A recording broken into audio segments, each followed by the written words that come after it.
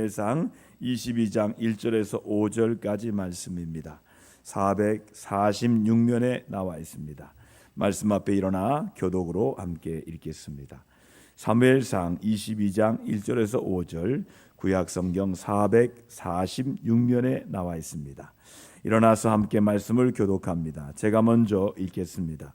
그러므로 다윗이 그곳을 떠나 아둘람굴로 도망하매 그의 형제와 아버지의 온 집이 듣고 그리로 내려가서 그에게 이르렀고, 환난당한 모든 자와 빚진 모든 자와 마음이 원통한 자가 다 그에게로 모였고 그는 그들의 우두머리가 되었는데 그와 함께 한 자가 400명 가량이었더라. 다윗이 거기서 모압 미스베로 가서 모압 왕에게 이르되, 하나님이 나를 위하여 어떻게 하실지를 내가 알기까지 나의 부모가 나와서 당신들과 함께 있게 하기를 청하나이다 하고, 부모를 인도하여 모압 왕 앞에 나아갔더니 그들은 다윗이 요새에 있을 동안 모압 왕과 함께 있었더라. 함께 읽습니다. 선지자 선지자 가지 다윗에게 이르되, 너는 이 요새에 있지 말고 떠나 유다 땅으로 들어가라. 다윗이 떠나 헤레스풀에 이르느니라. 아멘. 이는 살아계신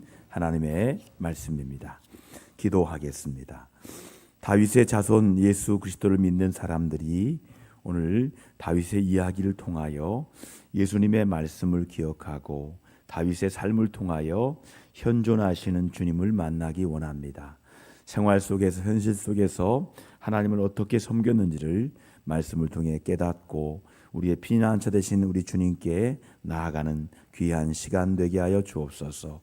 쫓기는 인생 살아가는 사람들이 있습니다.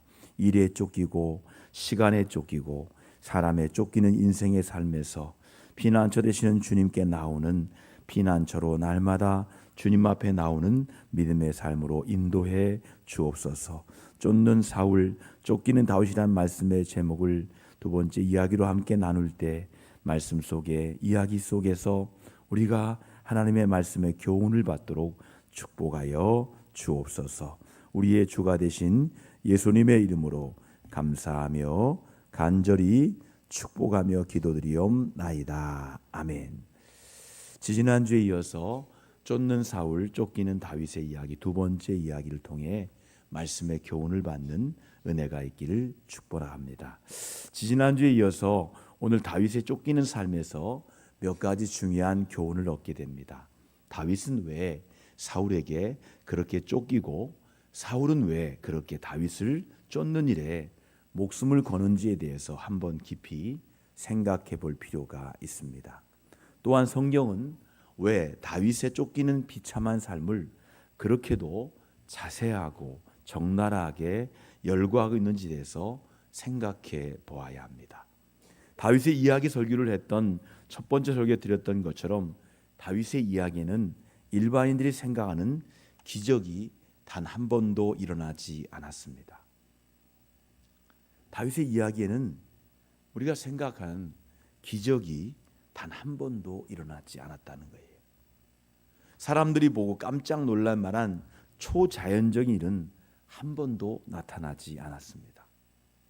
그런데 그 속을 들여다보면 신앙인들이 일상의 생활에서 체험할 수 있지만 오직 신앙의 눈으로만 볼 수 있는 기적의 연속임을 알 수가 있습니다. 그것은 다윗이 사울과 그의 군대에게 그렇게 쫓기면서까지 끝까지 잡히지 않은 기적을 말입니다. 왕이 모든 군대를 동원해서 다윗 하나를 잡기 위해서 그렇게 쫓아다니는데 끝까지 잡히지 않는 기적을 경험합니다. 사울은 자신의 군대와 모든 권한과 방법을 다 동원하여 다윗을 잡으려고 합니다. 심지어 그를 죽이려고 합니다. 그런데 끝까지 다윗을 잡지 못합니다. 오히려 다윗은 두 번씩이나 사울 왕을 죽일 수 있는 기회를 얻게 됩니다. 정말 다윗이 지혜롭고 전투에 능하기 때문에 사울 왕을 따돌릴 수 있었던 것일까요? 아니면 사울 왕이 어리석어서 계속 헛수고를 한 것일까요? 둘 다 아닐 것입니다. 다윗이 지혜롭고 전투의 능력이 강해서 왕을 따돌릴 수 있었던 것도 아니고 사울 왕이 어리석어서 계속 헛수고를 한 것도 아니라는 거예요. 우리는 이 비결의 실마리를 성경 말씀에서 발견할 수가 있습니다. 사무엘상 23장 13절 말씀으로 확인하겠습니다. 사무엘상 23장 14절 말씀을 띄워주시기 바랍니다. 함께 읽습니다. 다윗이 광야의 요새에도 있었고 또 십광야 산골에도 머물렀으므로 사울이 매일 찾되 하나님이 그를 그의 손에 넘기지 아니하시니라. 여러분, 다윗이 자신의 목숨을 호시탐탐 노리는 사울 왕의 손아귀에 벗어날 수 있었던 것은 하나님의 보호하심 때문이었다는 거예요. 이것이야말로 일상생활 속의 기적입니다.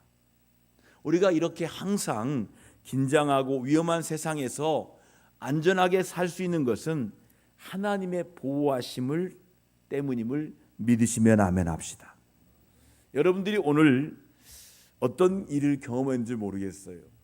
저는 오늘 운전하는데 앞에 있는 차가 갑자기 서는 거예요. 그것도 여러 번 그래요. 뒤에 밤바가 많이 깨져 있는 흔적이 나와요.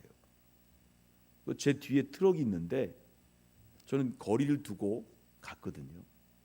그러니까 제가 부딪히지 않았어요.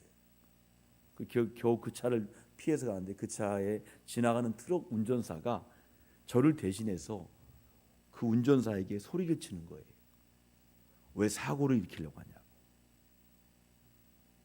아마도 그 사람은 사고를 일으켜서 많은 이익을 얻은 흔적이 차에 있는 것 같아요. 이렇게 가다가 딱 서버리는 거예요. 그럼 뒤에서 박잖아요. 안전벌이 미확보입니다. 그러면 뒷차의 잘못이야. 그런 일을 많이 한 사람처럼 뒤에 있는 트럭 운전사가 소리를 치더라고요. 여러분, 나는 사고를 원하지 않습니다. 그런데 세상 사람들은 세상은 계속해서 사고가 일어나고 있어요. 그런데 그 소생 속에서 내가 잘해서가 아닙니다. 하나님의 보호하심 때문에 오늘도 안전하게 무사고로 승리한 줄 믿습니다. 그러면 저는 사고 났는데요. 그 사고 중에도 하나님께서 많이 다치지 않도록 보호하신 거예요. 여러분, 이것이야말로 일상 속의 기적이라는 거예요. 이거야말로 우리 신앙인들의 생활 속에서 매일 체험하는 기적이에요. 여러분, 생활 속에 작은 기적들을 체험하시고 있지요? 그렇다면 잘못한 일도 없이 자신을 죽이려고 현안이 되어 있는 사울 왕에게 대해서 다윗도 어떤 태도를 가지고 있었을까요? 다윗은 골리앗과 싸우던 때와 똑같은 자세를 사울 왕을 대했습니다. 사울 왕의 광기 어린 맹렬한 추격에 대해서도 사울 왕이 아닌 하나님께만 초점을 맞추었어요. 여러분, 다윗이 골리앗을 대할 때 골리앗을 바라봤다면 다윗은 못했을 거예요. 그런데 하나님을 바라본 거예요. 사울 왕을 바라봤다면 다윗이 얼마나 낙심했을까요? 그런데 다윗은 하나님께만 초점을 맞추는 거예요. 또한 쫓기는 가운데 2번씩이나 주어진 사울 왕을 죽일 수 있는 절호의 기회에 대해서도 분명한 태도를 보였습니다. 말씀으로 확인하겠습니다. 사무엘상 26장 9절 26장 4절부터 읽겠습니다. 함께 읽습니다. 내가 손을 들어 여호와의 기름 부음 받은 내 주를 치는 것은 여호와께서 금하시는 것이니 그는 여호와의 기름 부음을 받은 자가 됨이니라. 자, 사무엘상 24장 10절도 같이 있습니다. 내가 왕을 아껴 말하기를 나는 내 손을 들어 내 주를 해하지 아니하리니 그는 여호와의 기름 부음을 받은 자이기 때문이라. 자, 사무엘상 26장 9절입니다. 죽이지 말라. 누구든지 손을 들어 여호와의 기름 부음 받은 자를 치면 죄가 없겠느냐, 이렇게 말씀합니다. 다윗은 두 장면에서 6번이나 여호와의 기름 부음을 받은 자에 대해서 언급하고 있습니다. 그는 원수가 갚는 일이 누구의 목이신지를 분명히 알고 있습니다.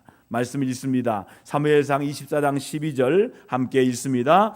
여호와께서 나와 왕 사이에 판단하사 여호와께서 나를 위하여 왕에게 보복하시려니와 내 손으로는 왕을 해하지 않겠나이다. 이어서 사무엘상 24장 15절도 같이 있습니다. 그런즉 여호와께서 재판장이 되어 나와 왕 사이에 심판하사 나의 사정을 살펴 억울함을 풀어주시고 나를 왕의 손에서 건지시기를 원하나이다. 계속해서 읽습니다. 로마서 12장 19절 너희는 친히 원수를 갚지 말고 하나님의 진노하심에 맡기라. 기록되었을 때 원수 갚는 것이 내게 있으니 내가 갚으리라고 주께서 말씀하시니라. 여러분, 정확한 판단자는 하나님뿐이십니다. 그러므로 용서의 핵심은 해를 입힌 상대를 다른 눈으로 보기로 작정하는 것입니다. 그도 하나님의 사랑을 필요로 하는 자로서 하나님께서 그도 판단하실 것이라는 믿음이 바로 용서의 핵심이 되어야 합니다. 여러분, 하나님의 뜻에 따라 왕으로 기름 부음을 받은 다윗을 기다리고 있었던 것은 자기 왕으로서 평안하고 안정된 차기 왕으로서의 왕수업을 받는 것이 아니었어요. 그는 15년에서 20년 동안의 광야 생활을 통해서 섬기는 왕으로서 수업을 받게 되고 있는 거예요. 다윗은 그 기간이 얼마나 계속될 것인지에 대해서 그가 받게 될 훈련의 내용에 대해서도 제대로 알지 못했습니다. 그저 계속해서 죽음의 위협을 받으면서 쫓기는 삶을 살게 되었습니다. 자그마치 15년에서 20년 동안을 이 다윗은 편하게 잠을 못 잤어요. 쫓기는 삶을 살았어요. 그는 다급한 마음에 위험을 무릅쓰고 적군의 땅으로 피하기도 했고 아둘람 굴로 피신하기도 했습니다. 또한 그는 이스라엘 사람들이 혐오하는 이웃나라인 모압으로 피신하기도 했습니다. 그런데 그러한 피신처는 그에게 안전과 참다운 쉼을 보장해 주지 못했습니다. 가드왕 아기스에게 피신한 것과 아둘람 굴은 세상적인 은신처라고 볼 수 있습니다. 그리고 모압 미스베는 혈족 집안 식구를 의지하는 것으로 볼 수 있습니다. 다윗은 그곳에 요새를 건설하여 부모님을 모압 왕에게 부탁하고 한동안 살았지만 그것도 안전한 은신처가 아니었습니다. 더군다나 그곳은 이방인의 땅이었지 약속의 땅은 아니었습니다. 그래서 갓 선지자는 다윗에게 말합니다. 모압 땅에 있지 말고 유다 땅으로 들어가라 명령합니다. 아기스 왕도 아둘람 굴도 모압 땅도 우리 신앙인의 안전한 피난처가 될 수 있다면 우리는 어디에서 안전하고 참된 피난처를 은신처를 발견할 수 있겠습니까? 우리는 사무엘상 22장 1절에서 5절에 참된 은신처의 지표를 발견할 수가 있습니다. 하나는 다윗 자신이며 다른 하나는 유다 땅입니다. 이스라엘 사람들이 가장 소중히 여기는 두 가지가 있습니다. 그것은 땅과 아들입니다. 하나님께 약속하신 메시아가 다윗의 자손을 통해 올 것이기에 아들을 귀하게 여겼습니다. 또한 그 약속이 바로 약속의 땅에서 이루어질 것이기에 땅을 중시했습니다. 다윗은 자신의 은신처를 찾고 있었지만 오히려 어렵고 힘든 사람들이 다윗에게 몰려왔습니다. 그들에게 다윗이야말로 진정한 의미의 은신처였던 것입니다. 다윗은 고통받는 자, 억눌린 자, 힘든 자의 친구가 되었고 그들의 은신처가 되어주었습니다. 여기서 우리는 다윗이 상징하고 있는 예수 그리스도만이 우리의 영원한 안전한 은신한 사실을 배울 수 있습니다. 한번 따라합시다. 예수님만이 나의 안전한 은신처입니다. 여러분 말씀 같이 읽어볼까요? 마태복음 11장 28에 30절 말씀 다 같이 읽습니다. 함께 합니다. 수고하고 무거운 짐진 자들아 다 내게로 오라. 내가 너희를 쉬게 하리라. 나는 마음이 온유하고 겸손하니 나의 멍에를 메고 내게 배우라. 그리하면 너희 마음이 쉼을 얻으리니 내 멍에는 쉽고 내 짐은 가벼움이라 하시니라. 아멘. 여러분 다윗이 주는 나의 피난처시오 살아있는 사람들의 땅에서 나의 분기신이라 시편 140편 5절에 말씀하고 노래하는 말씀이 바로 그때 썼던 시입니다. 여러분, 예수님만이 온전한 피난처가 되심을 믿으십니까? 또 다른 진정한 은시처는 유다 땅입니다. 바로 약속의 땅을 말하는 것입니다. 갓 선지자는 다윗에게 세상적이고 일시적이며 인간적인 은시처를 버리고 유다 땅, 즉 하나님의 공동체가 있는 곳으로 들어가라고 말했습니다. 우리의 참 만족과 쉼은 세상 권력이나 인간적인 방법이나 혈연적 의지로 얻어지는 것이 아닙니다. 예수 그리스도께로 돌아와야 합니다. 예수 그리스도가 지배하는 공동체 안으로 돌아와야 얻을 수 있는 거예요. 여러분, 오늘 말씀에서 깨달아야 할 교훈들이 세 가지 있습니다. 그렇다면 오늘 다윗의 이야기를 통해 우리가 깨달아야 할 교훈을 생각해 보겠습니다. 다윗은 잘못한 것이 없었고 오히려 하나님의 뜻을 순종하려고 하는데도 계속해서 쫓기는 비참한 삶을 살았습니다. 그가 비록 때때로 실수를 저질렀어도 신앙적으로 성공적인 삶을 살았던 비결을 찾아보면 좋을 것 같습니다. 첫째로 그는 어려움을 당하고 쫓기는 삶을 살게 되면서 하나님께 묻는 삶을 살기 시작했습니다.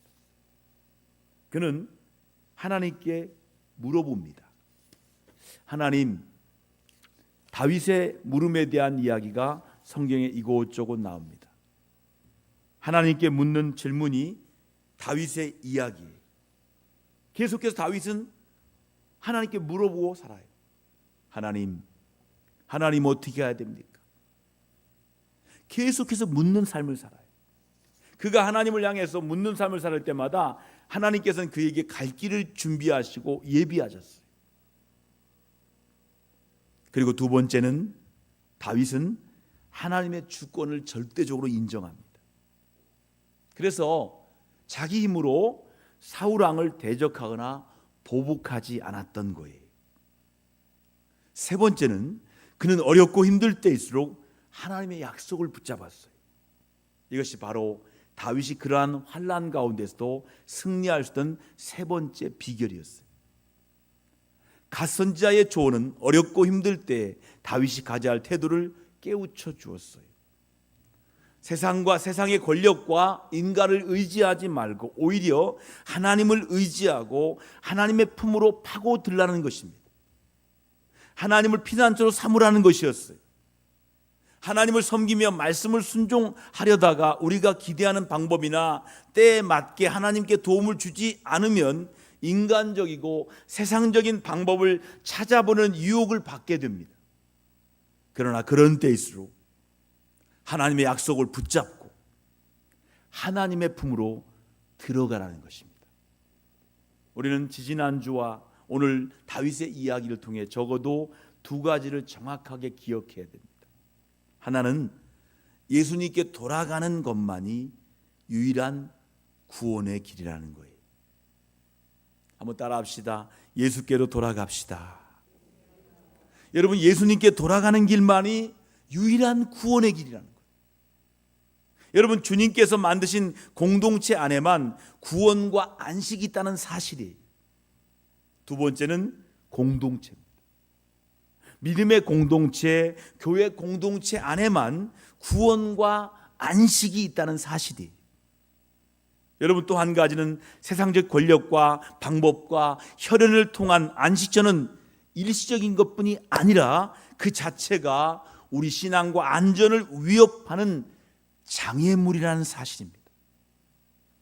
이 두 가지 사실, 주님만이 나의 구원의 길입니다. 세상 일은 장애물이 된다는 거예요. 이 사실 다시 한번 가슴에 새기시는 귀한 수요일 밤 되기를 주의 이름으로 축복합니다.